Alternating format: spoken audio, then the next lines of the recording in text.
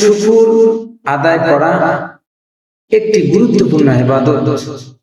আমাদের স্মরণ রাখতে হবে, আমাদের মনে রাখতে হবে সমস্ত নিয়ামত দাতাকে একমাত্র আল্লাহ তাআলা, রিজিক দাতাকে আল্লাহ সুবহানাহু ওয়া তাআলা, এবং বিপদ আপদ বালা মুসিবত গুলো কার পক্ষ থেকে আসে?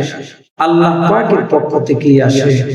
তাহলে আমাদের মনে রাখতে হবে, স্মরণ রাখতে হবে সমস্ত প্রকার বিপদ আপদ বালা মুসিবত রোগ শোক এগুলো ওই আল্লাহ পাকের পক্ষ থেকেই আসে।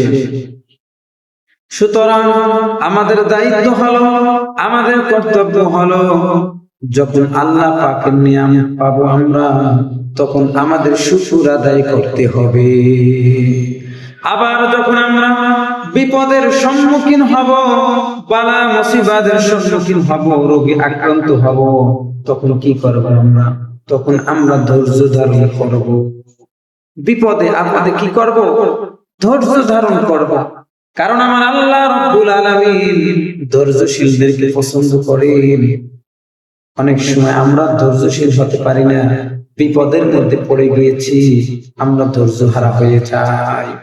আমার আল্লাহ বলেন, ইন্নাল্লাহা মা'আস সাবিরিন, নিশ্চয় আল্লাহ তাআলা ধৈর্যশীলদেরকে পছন্দ করেন, ভালোবাসেন। একদল মানুষ যখন সুখে শান্তিতে আরামের মধ্য দিয়ে জীবনটা পার করে, তখন আল্লাহকে ভুলে যায়। অপর দিক থেকে আরেক দল মানুষ যখন কঠিন বিপদের সম্মুখীন হয়, তখন আল্লাহকে স্মরণ করে। বন্ধুরা আমার, এটা বৈশিষ্ট্য নয়। মুমিনের বৈশিষ্ট্য হলো, মুমিন সুখে দুঃখে আরামে অশান্তিতে কষ্টের মধ্য দিয়ে যে অবস্থার মধ্য দিয়ে জীবনটা পার করবে, উভয় অবস্থায় আল্লাহকে স্মরণ করবে, আল্লাহর দিকে ধাবিত থাকবে। ঠিক কিনা? আল্লাহ রাব্বুল আলামিন কোরআনুল কারীমে 29তম পারার সূরাতুদ দাহর 3 নং আয়াতে কারিমায় তার বান্দাদেরকে দুই ভাগে ভাগ করেছেন। প্রথম ভাগ হলো কাফুর, শুকুর কৃতজ্ঞ বান্দা। দ্বিতীয় প্রকার হলো কাফুর, অকৃতজ্ঞ বান্দা। একটা হলো শুকুর গুজার বান্দা, আর অপরটা হচ্ছে অকৃতজ্ঞ বান্দা। আল্লাহ রাব্বুল আলামিন শুকর গুজার বান্দা হওয়ার নির্দেশ দিয়েছেন কোরআনুল কারীমের সূরাতুল বাকারার 152 নং আয়াতে কারিমায়। আল্লাহ রাব্বুল আলামিন বলেন, ওয়াশকুরুলি ওয়ালা তাকফুরুন, বান্দারে তোমরা আমার শুকর আদায় করো, আমার শুকর আদায় করো, তোমরা অকৃতজ্ঞ বান্দা হইও না। কি বলেছে? শুকর গুজার বান্দা হতে হবে। মহান আল্লাহ শুকর গুজার বান্দা হওয়ার নির্দেশ দিয়েছে। আমাদেরকে শুকর গুজার বান্দা হতে হবে, অকৃতজ্ঞ বান্দা হওয়া যাবে না। বাবাজিরা আমার, এই জবান দিয়ে বললাম শুকর আদায় করি, শুকর আদায় করি, কিন্তু হবে না। এই অন্তর থেকে, জবান থেকে এবং কাজের মাধ্যমে শুকর আদায় করতে হবে। ঠিক কিনা? আল্লাহ রাব্বুল আলামিন এই আসমান দান করেছেন, জমিনকে দান করেছেন। আসমানের নিচে, জমিনের উপরে আমরা বসবাস করি, তার আলো বায়ু গ্রহণ করতেছি। এগুলো পেয়ে আমাদের কি করতে হবে? শুকর আদায় করতে হবে।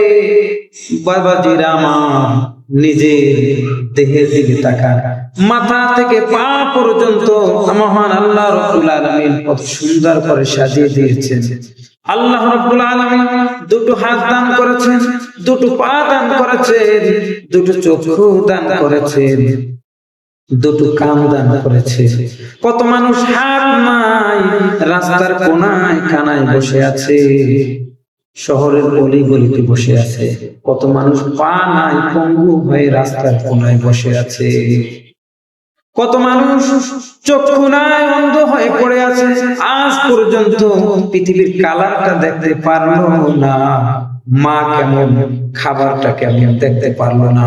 আল্লাহ রাব্বুল আলামিন এভাবে আপনাকে আমাকে বানাতে পারতো, ঠিক কি না? আল্লাহ রাব্বুল আলামিন এগুলো থেকে শিক্ষা গ্রহণ করতে বলেছে।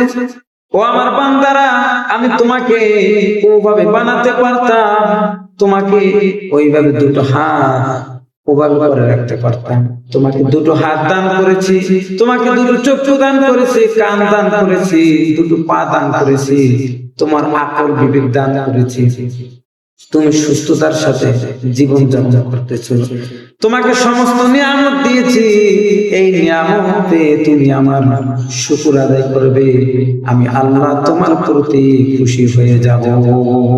সুবহানাল্লাহ। এজন্য শুকরগুজার বান্দা হতে হবে।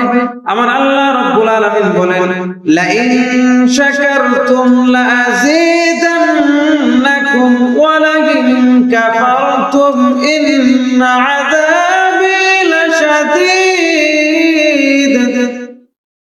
আল্লাহ রাব্বুল আলামিন বলেন, যারা দুনিয়াতে বেশি বেশি শুকর আদায় করে, আল্লাহ পাকের বান্দাদের মধ্য থেকে যে সমস্ত বান্দারা বেশি বেশি শুকর আদায় করে, শুকর আদায় করে, আল্লাহ রাব্বুল আলামিন ওই বান্দাদের প্রতি খুশি হয়ে যায়, ওই বান্দাদের প্রতি খুশি হয়ে ওই বান্দাদের জন্য নাজ নিয়ামত বহু গুণে বাড়িয়ে দেয়।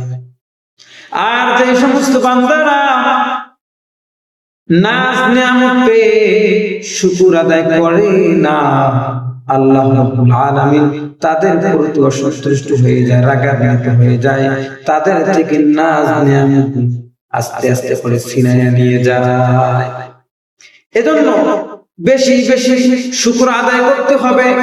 নাজ নিয়ামত পেয়ে আল্লাহ রাব্বুল আলামিন সুস্থ রেখেছেন, নিয়ামত দান করেছেন, সুস্থতার মধ্য দিয়ে জীবনটা পার করতেছি, এই নিয়ামতটা পেয়ে শুকর আদায় করতে হবে, শুকর আদায় করতে হবে। যখন বান্দা আল্লাহ পাকের নাজ নিয়ামত পেয়ে শুকর আদায় করে, আল্লাহ রাব্বুল আলামিন ওই বান্দাদের প্রতি খুশি হয়ে যায়।